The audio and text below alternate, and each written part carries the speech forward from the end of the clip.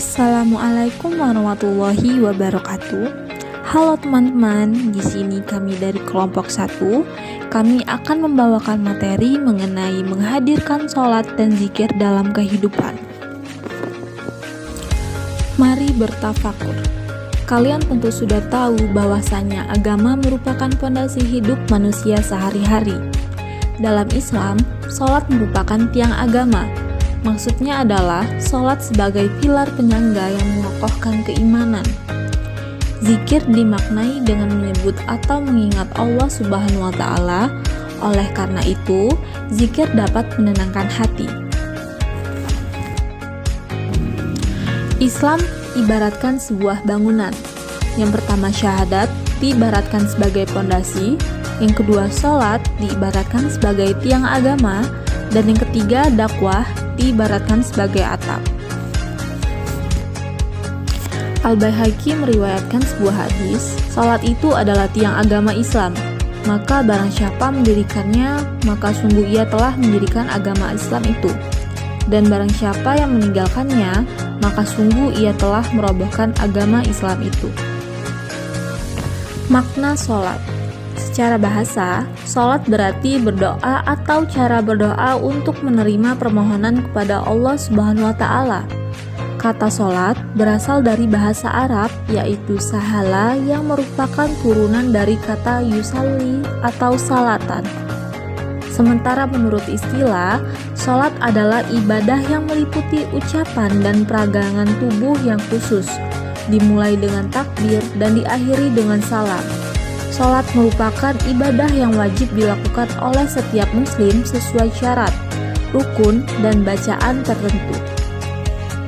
Dalil perintah pelaksanaan sholat, Quran Surat Al-Ankabut ayat 45. Utslu ma uhiya ilaika minal kitabi wa aqimis sholat. Innas sholata tanha anil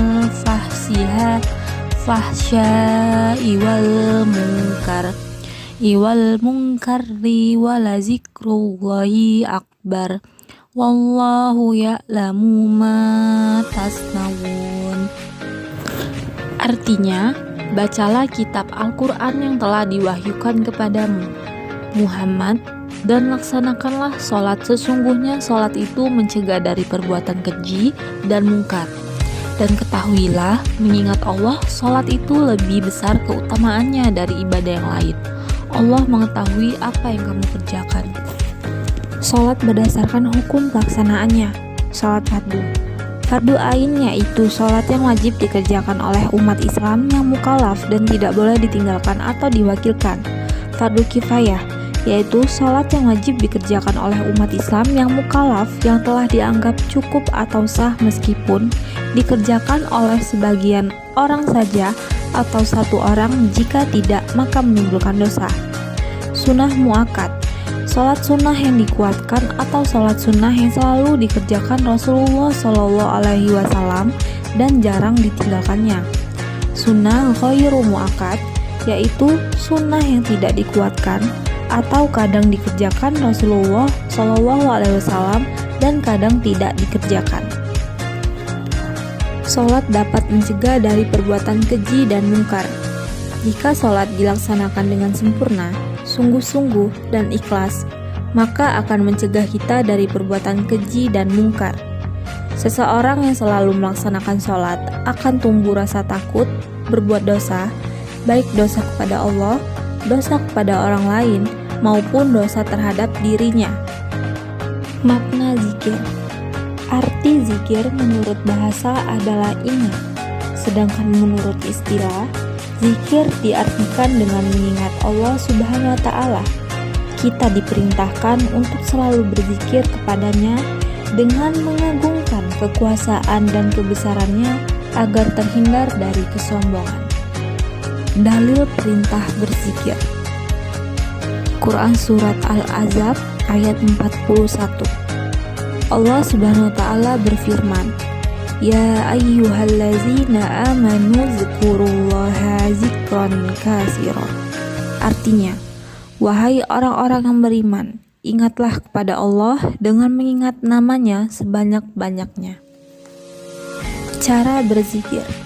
Yang pertama, zikir dengan hati, yaitu dengan cara bertafakur dan merenungkan ciptaan Allah Subhanahu wa Ta'ala, sehingga timbul dalam berpikiran bahwa Allah Subhanahu wa Ta'ala adalah zat yang maha kuasa. Yang kedua, zikir dengan ucapan, yaitu pengucapan lafal-lafal yang di dalamnya terdapat keagungan namanya. Contohnya adalah tahmid, tasbih, tahlil, takbir, membaca Al-Quran, dan sholawat. Yang ketiga, menaati perintahnya dan menjauhi larangannya merupakan zikir dengan perbuatan. Hikmah melaksanakan sholat dan zikir. Yang pertama, tertanamnya akidah tauhid dalam jiwa seseorang. Yang kedua, kedamaian, keamanan, dan keselamatan dari Allah Subhanahu wa Ta'ala. Yang ketiga, memperkuat jiwa seseorang dalam hubungan dengan Allah Subhanahu wa Ta'ala. Yang keempat, memperoleh ketenangan jiwa dan menjauhkan diri dari kelalaian, melatih hidup disiplin dan taat aturan peraturan, baik peraturan kerja maupun peraturan dalam kehidupan ini. Yang kelima, membiasakan seseorang pada perbuatan, perkataan yang baik dan bermanfaat. Yang terakhir, menumbuhkan akhlak mulia seperti amanah, jujur, dan upaya menjauhkan diri dari perbuatan keji dan mungkar. Mengamalkan sholat 5 waktu dan zikir secara istiqomah.